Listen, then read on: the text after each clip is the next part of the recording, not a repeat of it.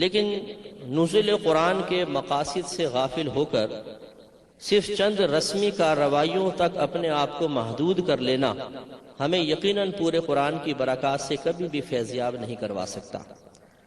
قرآن اس لیے نازل نہیں کیا گیا کہ صرف ہم اس کو عربی عبارت پڑھ لیں، ناظرہ جس کو کہتے ہیں، یا حفظ کروا دیا، یا تراویح میں 27ویں شب میں قرآن عظیم ختم ہوا تو ہم نے ختم قرآن کی ایک محفل و مجلس کو سجا لیا اور مٹھائیاں وغیرہ تقسیم ہوئی، کچھ فضائل قرآن بیان ہوئے اور ختم۔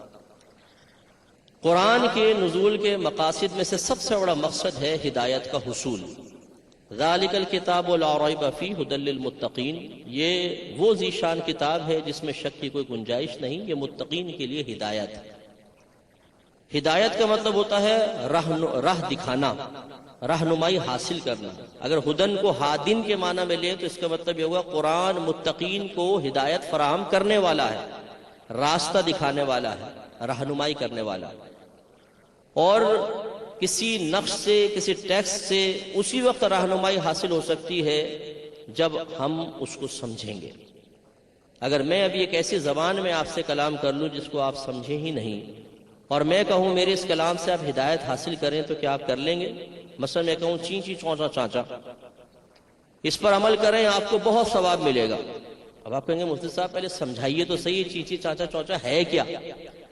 اس کا مطلب یہ ہوا کہ جب تک ایک زبان کے مفاہیم اور اس کی گہرائی سمجھ میں نہیں آئے گی، انسان اس کی برکات سے مکمل طور پہ نہ تو فیضیاب ہو سکتا ہے، نہ ہدایت حاصل کر سکتا ہے۔ اب ہمارے ہاں یہی، ہم قرآن کی عربی عبارت ضرور پڑھتے ہیں لیکن نہ اس کا ترجمہ ہمارے پیش نظر ہوتا ہے اور نہ ہی اس کے مضامین ہوتے ہیں۔ بڑی معذرت کے ساتھ یہاں بیٹھے ہوئے ہاتھ نہیں اٹھوا رہا ہوں، ادھر بیٹھے ہوئے اور ہمیں دنیا بھر میں کروڑوں افراد الحمدللہ بلا مبالغہ جو اس وقت سماعت فرما رہے ہیں، ہم سب غور کریں کہ کیا ہم نے اپنی زندگی میں ایک بار بھی تفسیر کو چھوڑ کر صرف ترجمہ قرآن پوری 6666 آیات کا ختم کیا ہے؟ تو جواب ہوگا کہ نہیں۔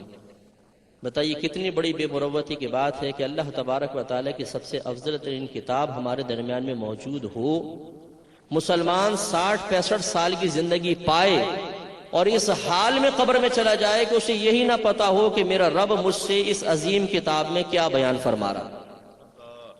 تو اس لیے یہ لمحہ فکریہ ہے، قرآن کی جس طرح ہمیں قدر کرنی چاہیے ویسی قدر کریں۔ یہ یاد رکھیں کہ رمضان آتا ہے تو ہمارے گھر کی دادیاں، نانیاں، والدین، مسجدوں میں بھی دیکھا ہے جو قرآن پڑھنا شروع کرتے ہیں، جس رمضان 10 قرآن ختم کیے، 20 قرآن ختم کیے، 6 قرآن ختم کیے۔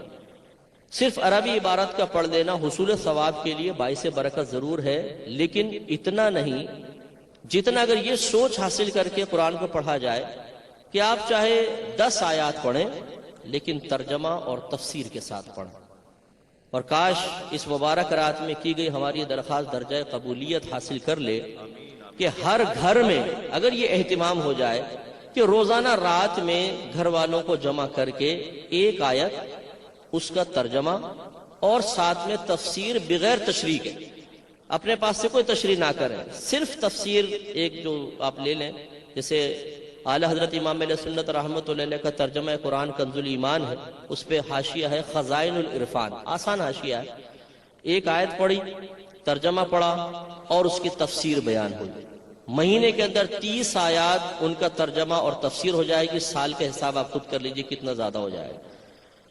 ہمارے بھائی بہن کہتے ہیں کہ مفتی صاحب کو ایسا وظیفہ بتائیں بچے فرما بردار ہو جائیں، لڑائی جھگڑے ختم ہو جائیں، کاروبار میں برکت ہو جائے، بیماریاں ختم ہو جائیں، تمام گھر کے فتنے فساد ختم ہو جائیں، ایسا کوئی وظیفہ دے دے۔